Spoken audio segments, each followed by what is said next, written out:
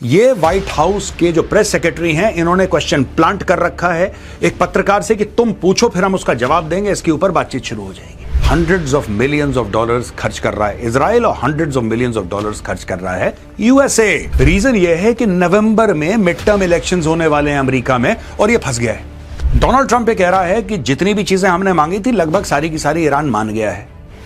Iran कहता है झूठ बोल रहा है, हम फर्दर एनरिचमेंट नहीं करेंगे, ये ईरान मान चुका है। उसने बोला 3-4 दिन के अंदर इनके ऊपर हमला हो गया, हमें डालने पड़ेंगे। क्या डोनाल्ड ट्रंप को फर्क पड़ता है? ट्रूप्स ऑन द ग्राउंड, उसको 2 रुपए का फर्क नहीं पड़ता। He is a draft Dodger यार। मुझे पता है कि लड़ाई होगी, डिफेंस के फर्म के जो शेयर्स हैं वो आसमान छुएंगे, मैं पैसा कमा लूंगा। और इसमें से अगर आपका 50 किलो भी किसी और के हाथ पड़ गया, किसी टेररिस्ट रेजिम के हाथ पड़ गया या किसी टेररिस्ट के हाथ पड़ गया, लेने के देने पड़ जाएंगे।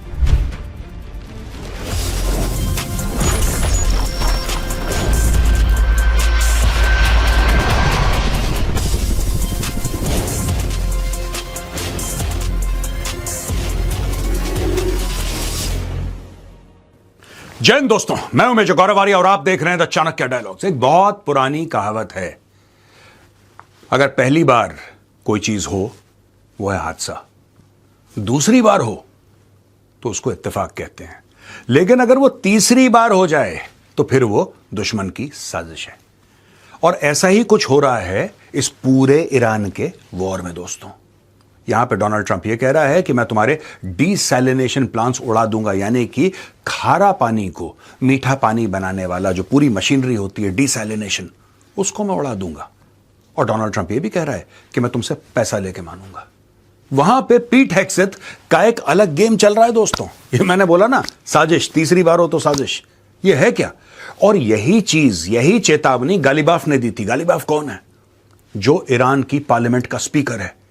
उसके बारे में हमने कल कवर किया था, वो पुराना वीडियो भी, उसका छोटा चंक आपको सुनाऊंगा, दिखाऊंगा, बड़ा मजा आएगा आपको। आज का वीडियो बहुत ही इंटरेस्टिंग होने वाला है, इस वीडियो को एंड तक देखिएगा। और जिन लोगों ने अभी तक हमारे चैनल को सब्सक्राइब नहीं करा है या बेल आइकन प्रेस नहीं करा है, आप प्लीज ये काम कर लीजिए। चलिए चलते हैं वीडियो की ओर। अब ट्रंप किससे पैसा लेके मानेगा? किससे? ईरान तो देने से नहीं रहा पैसा। Trump interested in calling on Arab states to help pay for Iran war, White House says. अब डोनाल्ड ट्रंप ये कहता है कि तुम अपनी फौजें भेजो, वो कह रहा है नहीं साहब ये हमारी लड़ाई नहीं है। ट्रंप कहता है कि मैं स्ट्रेट ऑफ हॉर्मुज खोल दूंगा, तो उन्होंने बोला साहब खुला तो पहले भी था, आपके लड़ाई के बाद, आपके अटैक के बाद ही तो बंद हुआ है, खुला तो पहले भी था वो। तो कह रहा है अच्छा एक काम करो, तुम पैसा दे दो। अब ये डोनाल्ड ट्रंप की स्ट्रेटेजी है, इनको पता है ये शेख हैं, अमीर लोग हैं, अरबों खरबों डॉलर में खेलने वाले लोग हैं। अच्छा तुम पैसा दे दो। क्यों? क्योंकि बिना पैसे के युद्ध होता नहीं है दोस्तों। हर रोज hundreds of millions of dollars खर्च कर रहा है इजराइल और hundreds of millions of dollars खर्च कर रहा है USA. US President Donald Trump is interested in calling on Arab countries to pay for the cost of the Iran war, White House Press Secretary Karoline Leavitt said on Monday, adding talks with Tehran to end the conflict are progressing well. Leavitt asked at a news briefing whether Arab countries would step up to help pay for the war, said she would not get ahead of the Republican president, but that it was an idea that Trump had. I think it's something that the president would be quite interested in calling them to do. अच्छा, यहां पे चीज है कि Karoline Leavitt है, ये वहां पे मीडिया ब्रीफिंग्स देती हैं। She's pretty weird, unfortunately. Sorry to say, but she's pretty weird. ये अजीबोगरीब बातें करती है, इसका कोई सेंस नहीं होता बातों का। अब यहां से ये चीज, ये देखिए कितनी बड़ी बात है कि डोनाल्ड ट्रंप ये चाहता है कि अरब देश पे करें इस लड़ाई के लिए। ठीक है, अब ये वेरियस लेवल्स पे ये चीज वियर्ड है, ये बड़ी अजीब है वेरियस लेवल्स पे। लेवल 1, एक पत्रकार पूछता है कैरोलिन लेविट से कि क्या आपको लगता है कि ऐसा होना चाहिए, और उसने बोला हां हां मुझे लगता है कि राष्ट्रपति। This is a planted question, this is a planted question. ये व्हाइट हाउस के जो प्रेस सेक्रेटरी हैं, इन्होंने क्वेश्चन प्लांट कर रखा है एक पत्रकार से कि तुम पूछो फिर हम उसका जवाब देंगे। इसके ऊपर बातचीत शुरू हो जाएगी, क्योंकि ये तो पॉलिसी डिसीजंस होते हैं भाई। आप किसी देश से कह रहे हैं आप पैसा दीजिए लड़ाई के लिए, कल अरब देश ये बोलेंगे, सऊदी अरब बोलेगा या फिर कतर, बहरीन ले लीजिए, ओमान ले लीजिए, यूएई ले लीजिए। ठीक है, ये तो रिपोर्ट्स आई हैं कि सऊदी अरब ने बोला है कि ठीक है आप हमला करिए वरना ये लोग हमारी जान खा जाएंगे। लेकिन बाकी अरब देश हैं, इन्होंने तो कुछ नहीं बोला। आज की तारीख में अगर आप बहरीन से ये बोलेंगे कि साहब आप इतने अरब डॉलर दीजिए, इस लड़ाई में आप मदद कीजिए हमारी, आप इतना पैसा दीजिए, वो बोलेगा साहब आपने हमसे पूछ के अटैक किया था। आपने हमसे यूएई से आपने पूछा था, आपने दुबई से पूछ लिया था या अबू धाबी से पूछ लिया था कि हम अटैक करने वाले हैं, यस और नो, उन्होंने बोला यस, फिर आपने बटन दबाया और मिसाइल गई? ऐसा तो नहीं है, आपने तो पूछा नहीं इनसे, अब आप इनसे कह रहे हैं पैसा दे दो। It's an idea that I know that he and something that I think you'll hear more from him on. Levitt said that what Tehran says publicly differs from what it tells US officials in private, and that Iran had privately agreed to some of Washington's points. अच्छा, ये तो Iran बहुत पहले से कह रहा है। Karoline Leavitt is not saying anything new. Iran ने कभी भी ये बात नहीं बोली कि देखो बात क्या होती है कि जब ओमान के फॉरेन मिनिस्टर, आपको याद होगा very famous press briefing, Oman के फॉरेन मिनिस्टर ने क्या बोला था कि साहब ईरान जो है वो मान गया है, ईरान जो है कि हम न्यूक्लियर वेपन सीक नहीं करेंगे, हम फर्दर एनरिचमेंट नहीं करेंगे, ये ईरान मान चुका है। उसने बोला 3-4 दिन के अंदर इनके ऊपर हमला हो गया। ये बात है, आप जाके देख सकते हैं, आप स्क्रीन पे अपने देखिए, please see this news item in your screen where Oman's foreign minister is saying that Iran had agreed to a deal. भाई ईरान तो पहले मान के बैठा था। अब इशू ये होता है कि आप जब वो मान रहा है कोई बात, कुछ बातें मानेगा, कुछ बातें नहीं मानेगा ईरान, जाहिर सी बात है, कोई भी मुल्क ऐसा ही करेगा। अगर ईरान कुछ बातें नहीं मान रहा है तो फिर आप डिप्लोमेटिकली इंगेज करिए, ठीक है। अगर आपको लड़ना है फिर आप लड़िए, पर आप ये मत करिए कि हम बातें कर रहे हैं और फिर आप धोखाधड़ी करके अटैक करें। See, I am not in favour of this regime in Iran and I don't like it. I am not mentioning any words, मुझे नहीं पसंद है, ठीक है। लेकिन ये जो अमेरिका ने करा, ये बार बार जो अमेरिका करता है, this is also not good, ये भी ठीक नहीं है। और आज की तारीख में ये क्यों इतना फड़फड़ा रहे हैं कि तुम पैसा दो, तुम पैसा दो? ये इसलिए फड़फड़ा रहे हैं क्योंकि फंस गए हैं। अब इनको लग रहा है कि ट्रूप्स ऑन द ग्राउंड हमें डालने पड़ेंगे। क्या डोनाल्ड ट्रंप को फर्क पड़ता है ट्रूप्स ऑन द ग्राउंड? उसको 2 रुपए का फर्क नहीं पड़ता। He is a draft Dodger यार।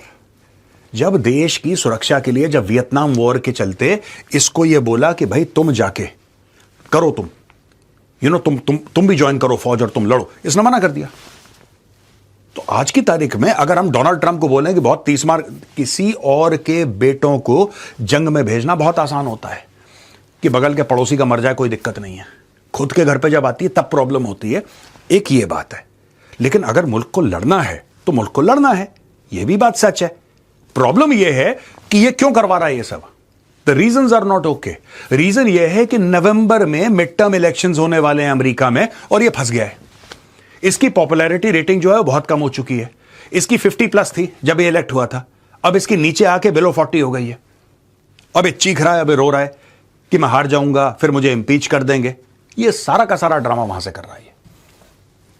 Trump claims Iran gave US most of its demands amid uncertainty over talks. Why wouldn't they? They gave us most of the points. Why wouldn't they? Bloomberg cited Trump as saying to reporters on Air Force One on Sunday. The US president further added that the American side was going to be asking for a couple of other things.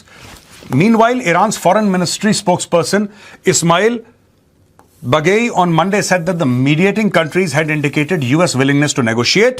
However, Baghei termed the US proposals to be unrealistic, illogical and excessive. Our position is clear. We are under military aggression. Therefore, all our efforts and strength are focused on defending ourselves. When asked about the time frame regarding a deal with Iran, Trump said, I do see a deal in Iran could be soon. अच्छा, Donald Trump ये कह रहा है कि जितनी भी चीजें हमने मांगी थी लगभग सारी की सारी ईरान मान गया है। ईरान कहता है झूठ बोल रहा है, ईरान कहता है हम नहीं माने। फिर डोनाल्ड ट्रंप ये कहता है कि नहीं नहीं नहीं, हमारे पीठ पीछे वो लोग कुछ बात करते हैं। कैरोलिन लेविट कहती है नहीं नहीं, पीठ पीछे कुछ बात करते हैं ये लोग, लेकिन सबके सामने ये फिर चौड़े हो जाते हैं कि नहीं हम नहीं मानेंगे। अब इसमें सच क्या है दोस्तों, only time will tell. But मैं आपको एक और बात बता दूं, ट्रंप फ्लिप करता है नैरेटिव, और ट्रंप बहुत ज्यादा नैरेटिव फ्लिप करता है, बहुत ज्यादा नैरेटिव फ्लिप करता है डोनाल्ड ट्रंप, ठीक है। अब ये देखिए, ट्रंप का ये कहना है कि ज्यादातर डिमांड्स हमारी मान ली। अगर तुम्हारी ज्यादातर डिमांड्स मान ली और 2-3 छोटी मोटी डिमांड्स हैं तो इनसे बैठ के बात कर लो, इनसे बैठ के बात कर लो। तुम यहां पे ईरान के जो कॉन्सुलेट है मुंबई में, उसकी तरफ से औपचारिक बयान आया है कि हमें नहीं पता पाकिस्तान क्या कर रहा है, वो अपनी कैपेसिटी में जो भी कर रहा है, we are not involved in this. तो पाकिस्तान के जितने भी एफर्ट्स हैं कि हम एक डिप्लोमेटिक सुपर पावर अचानक बन जाएंगे और ये अमन शांति का माहौल कायम कर देंगे, तो ईरान ने बोला thank you but no thank you. यहां पे दोस्तों अल जजीरा रिपोर्ट कर रहा है, Trump threatens to blow up desalination plants in Iran. The United States of America is in serious discussions with a new and more reasonable regime to end our military operations in Iran. Great progress has been made, but for any reason, a deal is not shortly reached, which it probably will be, and the Hormuz Strait is not immediately open for business. We will conclude our lovely stay in Iran by blowing up and completely obliterating all of their electric generating plants, oil wells, and Kharg Island, and possibly all desalinization plants, which have purposefully not been touched. This will be in retribution for our many soldiers and others that Iran has butchered and killed over old regime's 47 years reign of terror. यहां पे Iran की oil facilities हैं दोस्तों, ये देखिए, ये Tabriz, करमनशाह, Isfahan, Tehran, Kerman, Siraj, बंदर अब्बास। ये दोस्तों बंदर अब्बास इनका पोर्ट है, बंदर अब्बास। और बंदर अब्बास के थोड़ा सा अगर इधर चले जाएंगे तो यहां पे जो चाबहार है जो इंडिया ने बनाया है वो ज्यादा दूर नहीं है, it's just down the line here. ये चाबहार पोर्ट है और यहां पे पाकिस्तान का पोर्ट है, you know, where the China Pakistan economic corridor terminates, that is called Gwadar. तो ये इधर है, मैं आपको ऐसी मैप पे बता रहा हूं। और जो गैस फैसिलिटीज हैं आप ये देखेंगे, जितनी भी ज्यादातर गैस फैसिलिटीज हैं ये इधर पर्शियन गल्फ के आसपास हैं। गैस फैसिलिटीज जितनी भी तेहरान की हैं, ईरान की हैं, they are all near the Persian Gulf, near this area. यहीं से इनके लिए आसान भी है एक्सपोर्ट करना। दोस्तों, द टाइम्स ऑफ इंडिया कहता है, where are the US troops in Middle East headed next? Iran's uranium in focus as Trump weighs way to end war. With a heavy US military buildup in the Gulf, Trump is eyeing a daring and high-stakes mission extracting nearly 1,000 pounds of enriched uranium from Iran. अच्छा, दो तीन चीजें हैं यहां पे। Military operation की बात करते हैं, एक तो हरमुज को खुला रखना है, वो एक है। दूसरा 1,000 पाउंड यूरेनियम है आपका पड़ा हुआ, उसको निकालना है। तीसरी चीज यूरेनियम प्रोसेसिंग फैसिलिटीज जो हैं, ये सारी की सारी चीजें हैं, इनको डिस्ट्रॉय करना है। चौथी चीज ये है कि साहब खड़ग आइलैंड है, उसको कैप्चर कर, ये सारी की सारी चीजें हैं। ये ऑपरेशनल पैरामीटर जो हैं डोनाल्ड ट्रंप के सामने वो बहुत बड़े हैं। US officials told the Wall Street Journal that the plan, still under consideration, would be fraught with complexity and risk, potentially placing American forces inside Iranian territory for days, if not longer, in a bid to secure one of Tehran's most sensitive assets. What is clear, however, is the range of possibilities. These specialized ground forces could be tasked with securing the Strait of Hormuz, a choke point for global. अच्छा, ये खत्म ना होने वाला scenario है। ये भी कर लो, ये भी। अच्छा, they have limited troops. American are very high on technology, but ये जितने भी काम है, खड़ग आइलैंड को आपको कैप्चर करना है, नंबर 1। स्ट्रेट ऑफ हॉर्मूज खुला रखना है, नंबर 2। ये यूरेनियम जो है हाईली एनरिच्ड 1,000 पाउंड यूरेनियम, ये सारी की सारी चीजें जो दोस्तों हैं, ये everything, this is highly man power intensive. इसमें कोई काम ऐसा नहीं है कि आपने बटन दबा दिया और कोई जाके AI ने ये काम कर दिया। ये तो बंदा ही करेगा वहां पे पहुंच के। अब आप एक बात बताइए, ये जो 1,000 पाउंड यूरेनियम है, it is not kept in one box in one place. कि आपने देखा कि अच्छा ये बॉक्स में पड़ा हुआ है, ये करीब 400, 450, 500 किलो, और आपने बोला कि ठीक है, इसके ऊपर आपने पट्टे लगाए, हुक से आप हेलीकॉप्टर से उठा के ले गए। नहीं, ये 10 जगह रखा हुआ है, and it is all protected, and for everything people will fight. और इसमें से अगर आपका 50 किलो भी किसी और के हाथ पड़ गया, किसी टेररिस्ट रेजिम के हाथ पड़ गया, या किसी टेररिस्ट के हाथ पड़ गया, लेने के देने पड़ जाएंगे। All of these are manpower intensive operations and very very high risk operations, जिसमें डोनाल्ड ट्रंप अपने आप को पा रहे हैं आजकल बीच में कि फंसे पड़े हैं। हॉर्मूज भी खोलना है और यूरेनियम भी पता लगाना है, खड़ग आइलैंड के ऊपर भी जाना है और सब कुछ कैप्चर करना है। Everything is man power intensive. और दोस्तों, ये स्लाइड समझाने के पहले मैं चाहता हूं कि कल जो मैंने रिकॉर्ड करा था, जरा वो देखिए। कह रहा है कि it's often just a setup for profit taking. Donald Trump ने बोल दिया मैं अटैक करने वाला हूं, मैं हमला करूंगा, तो अचानक तेल के भाव बढ़ गए। नहीं, मैं हमला नहीं करूंगा, तेल के भाव। अब बीच में जो गैप था उसमें किसी ने पैसा कमा लिया। ये कह रहा है कि यही सब ड्रामा चल रहा है, यही सब ड्रामा चल रहा है। हाँ, मैं ये कर दूंगा, नहीं मैं नहीं करूंगा, अच्छा चलो मैं कर देता हूं। ये हर दूसरे तीसरे दिन ऐसा करके they are driving up the price of oil, they are lowering the price of oil, सब कुछ करके ये बेसिकली कह रहा है कि इट्स प्रॉफिट टेकिंग के लिए है। रिवर्स इंडिकेटर है, do the opposite. If they pump it, short it, if they dump it, go along, see something tomorrow, you know the drill. ये कह रहा है कि मैंने आपको बता दिया, if they pump it, short it, if they dump it, go along. अगर आपको कल कुछ ऐसा दिखाई देता है, आपको पता है आपको क्या करना है। ये बेसिकली ये कह रहा है कि डोनाल्ड ट्रंप ये जितने भी ट्रूथ सोशल पे पोस्ट डाल रहा है या जो भी सोशल मीडिया पे डाल रहा है, ये इसेंशियली पैसा कमाने की टेक्निक है। ये होने जाने वाला कुछ नहीं है, ये सिर्फ पैसा कमा रहा है। आपने देखा ईरान की पार्लियामेंट का स्पीकर गालिबाफ क्या बोल रहा है? वो ये बोल रहा है कि साहब ये सारा का सारा खेल है। ट्रंप ट्रूथ सोशल पे कुछ डालता है, तेल के भाव गिर जाते हैं। राइट? कोई उनकी शेयर्स खरीद लेता है या तेल खरीद लेता है कम भाव में, फिर अगले दिन वो ट्वीट करता है तेल के भाव बढ़ जाते हैं, फिर कोई बेच देता है। उसका ये कहने का मतलब था कि बीच में से पैसा कमा रहे हैं। यहां पे ये भाई साहब हैं डिफेंस मिनिस्टर अमेरिका के, सेक्रेटरी ऑफ वॉर कहता है अपने आप को, सेक्रेटरी ऑफ डिफेंस है, he calls himself the secretary of war. इनके बारे में खबर आई है, Pete Hegseth's broker explored investment in defence firms before Iran attack. इसको पता था कि हम लोग ईरान के ऊपर हमला करने वाले हैं। पीट हेग्सेट को, जाहिर सी बात है, he is the secretary of war और secretary of defence for the United States of America. इसको नहीं पता होगा, किसको पता होगा? सारे प्लान तो इसी ने बनाए हैं अपने फौजी जनरल्स के साथ मिलकर।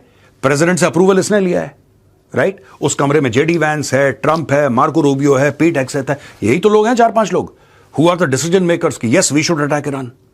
ठीक है, इसने अपने ब्रोकर को बोला कि जो भी बड़े बड़े फर्म हैं तुम उनके शेयर्स खरीद लो, मुझे पता है कि लड़ाई होगी, डिफेंस के फर्म के जो शेयर्स हैं वो आसमान छुएंगे, मैं पैसा कमा लूंगा। जैसे इसका बॉस डोनाल्ड ट्रंप खेल रहा है ना, गालिबाफ बोल रहा है कि वो खेल रहा है तेल के भाव में, ये खेल रहा है हथियारों में। ये देखिए साहब, a broker working for US Secretary of War Pete Hegseth explored major investment in defense-linked assets shortly before the US-Israeli military action against Iran. The Financial Times reported on Monday, citing people familiar with the matter. According to the report, the broker affiliated with Morgan Stanley reached out in February to BlackRock about putting a multi-million-dollar sum into defense-focused exchange-traded fund. The outreach came weeks before the US joined Israel in launching strikes against Tehran. The investment ultimately did not materialize as the fund introduced last year was not yet available for purchase through Morgan Stanley's platform. The report did not clarify how much authority the broker had to act independently or whether Hegseth was aware of the move. 100% आप ये नाम देखिए ना, RTX, Lockheed Martin, Boeing, General Dynamics, Northrop Grumman, ये कंपनियां क्या बनाती हैं? सिलाई की मशीन बनाती हैं, कि माइक्रोवेव ओवन बनाती हैं, वॉशिंग मशीन बनाती हैं, भाई ये फाइटर जेट्स बनाती हैं, मिसाइल्स बनाती हैं कंपनियां। ये खेल हो रहा है दोस्तों, ये खेल हो रहा है। आप ये देखिए, वहां पे डोनाल्ड ट्रंप ट्वीट कर रहा है, ट्रूथ सोशल पे डाल रहा है, तेल के भाव से खेल रहा है वो। और ये बात मैंने पहले भी बोली थी, ऐसा नहीं कि मैंने बोली है, इसके पहले भी यार कोई ना कोई तो फायदा उठाता है ना, कोई ना कोई तो फायदा उठाता है। मैंने जब वीडियो शुरू करा तो मैंने क्या बोला? जब पहली बार कोई चीज हो तो वह है हादसा, दूसरी बार कोई चीज हो तो वह है इत्तेफाक, और तीसरी बार हो तो वो है साजिश। यही चल रहा है दोस्तों इसमें। आज का वीडियो खत्म होता है यहां पे। देखने के लिए बहुत बहुत धन्यवाद आपका। जय हिंद, वंदे मातरम, भारत माता की जय।